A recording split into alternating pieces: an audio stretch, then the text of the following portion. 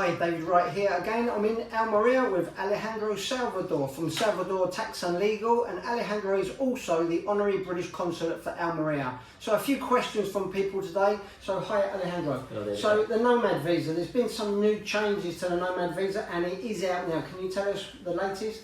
Yeah, well, we were waiting for the, let's say, the final resolution or how to operate. That is more important, how to apply for it.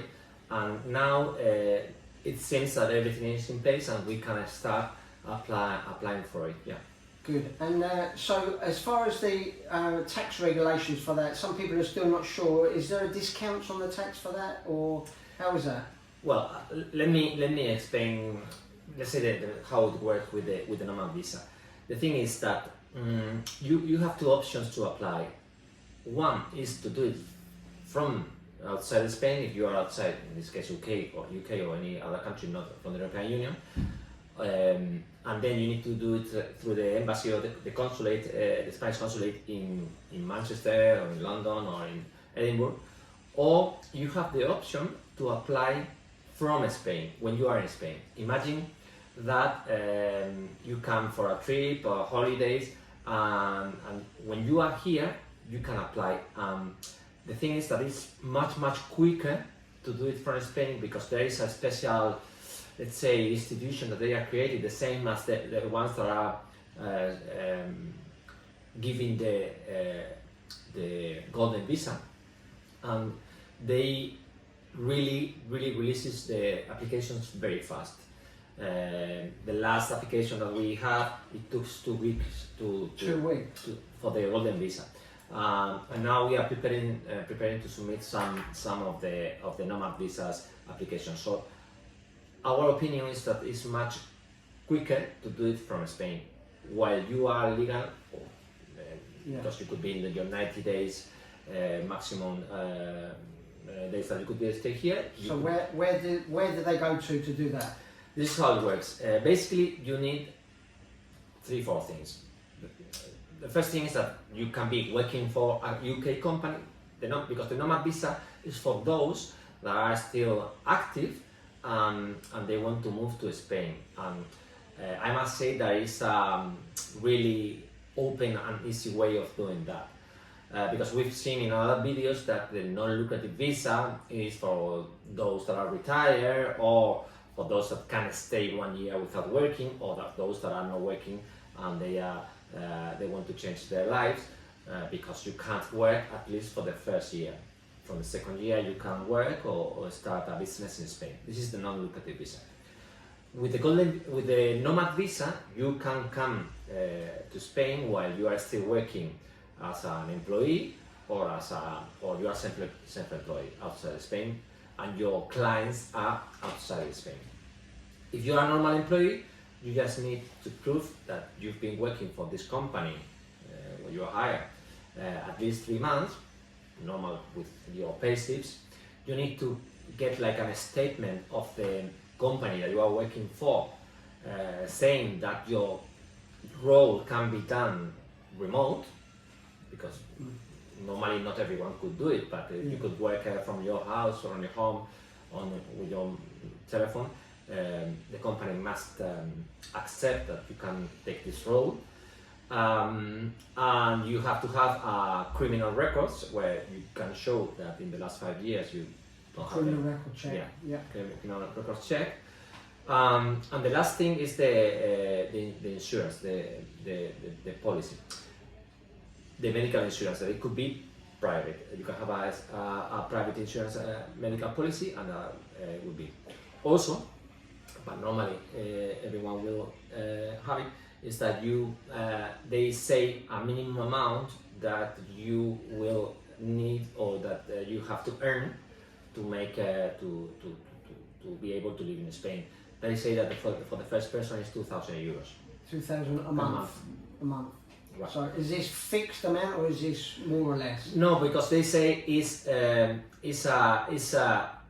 very difficult, but it's 100% of 200% of the Spanish minimum salary.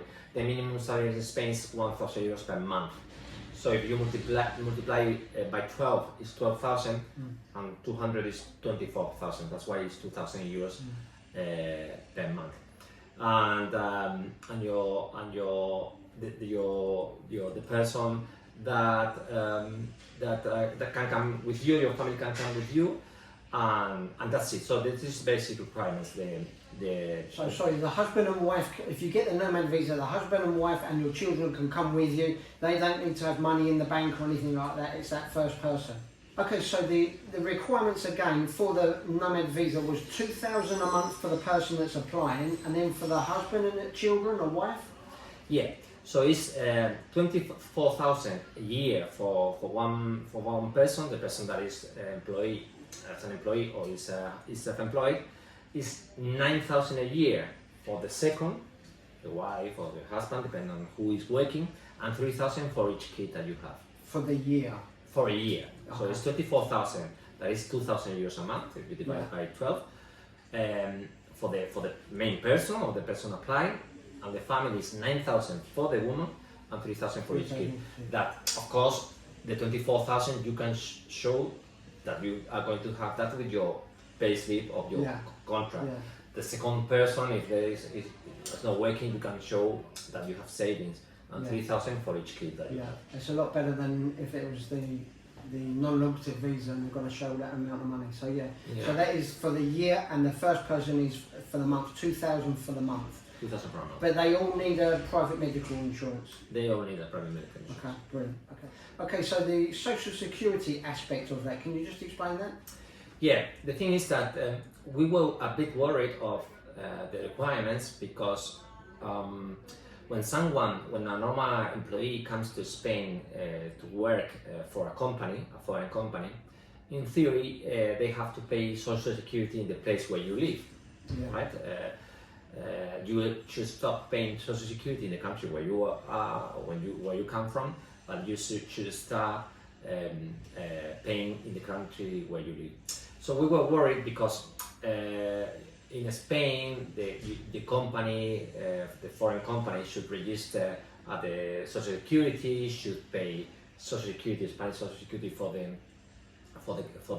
employee, and sometimes it's expensive to do that because it can cost 40% of the salary. Prepare pay slips every month. So we were querying and we were asking this institution about that and how do we have to deal with that, and they replied back saying that you could pay social security in Spain, or you could have a private insurance medical policy, which certainly make things easier and cheaper because paying a 40% of the salary is a lot of money. So when you have all the requirements, you have two options. You could apply in the UK or apply, I said, at the Spanish embassy in the UK or in any other country, or applying in Spain. You can apply in Spain, let's say when you are legal here. So there could be somebody that's here for the 90 days enjoying the sun in their apartment, and they can say, give me the Nomad visa while they're here, and it'll be quicker here, no? Correct. I mean, you can go back until it's released.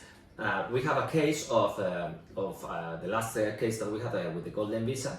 We applied from Spain, and in this special, let's say, institution that or this public company that they created to accelerate these visas, and we did it, and it was really quick, because your other option is apply in the UK. The UK accepted in the Spanish embassy in UK, or again in any other country outside the European Union, and then when this is approved, then we have to apply here, and it's a bit more, it's longer and a bit complicated. So if they are here, let's say legally, it shouldn't be anyone that is here after these 90 days to apply, and you can prepare your paperwork in England. Most of and it is open now. People can get the Nomad visa now. It's open, because there's a lot of confusion. People say it's not out yet, you can't get it, but you can actually apply for it now today. Yeah. What the law says, this new law we call it startups law, that was issued in December. They have a small part dedicated to the Nomad visa. What they have is like they have also regulated how these people are going to pay taxes. And what they say is that they are going to be applied what we call vacant law. Yeah, in Spain we call that law, and this was made especially for footballers when they have to come to Spain, and they have a better treatment when you have to pay taxes in Spain. The minimum amount that you will be paying is 24% on your salary. So you need to think that over 30,000 euros it will be very, very interesting.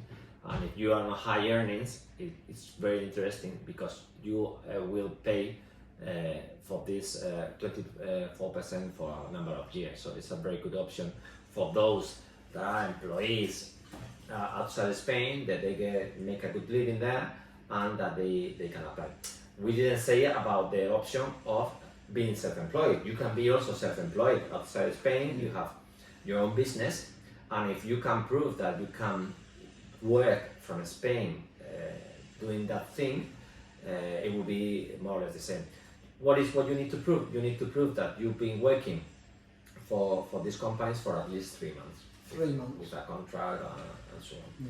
So you have these two options, that you are an employee or that you are working as a self-employed to apply.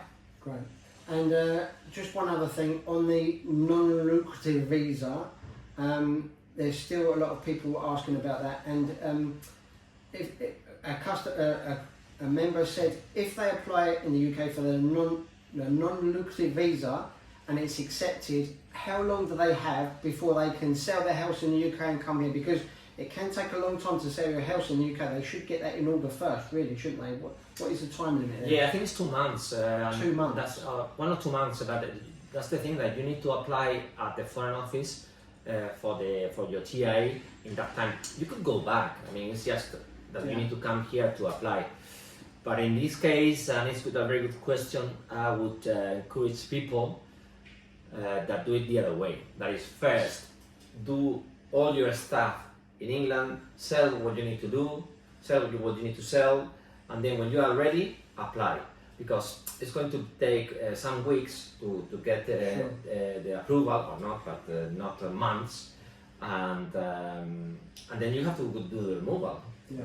So selling your house in the UK and moving everything in 2 months is cutting it a bit fine. Sure. Yeah, that's what. And also we said in other videos and in live questions that you've been asking me, you have to be very careful of being taxed in Spain, the risk of being taxed in Spain.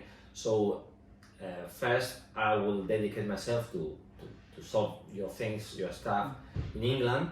When this is clear, I will apply for the visa there. You can always tell people, look, or maybe you know that you have a certain date that you are going to sell it, then you can start, but not the other way around. Apply first for the non-lucrative visa, and then look to come, because as I said, you can be in trouble, because if you sell your property or your funds or your pension, or you get the 25% release in your pension pot, and you come to Spain the same year with some certain periods, you could find out that you are going to be taxed on that in Spain, which will not be a good thing. Okay, brilliant. Well, thanks very much for your help today, Alejandro. Thank you. Thank you.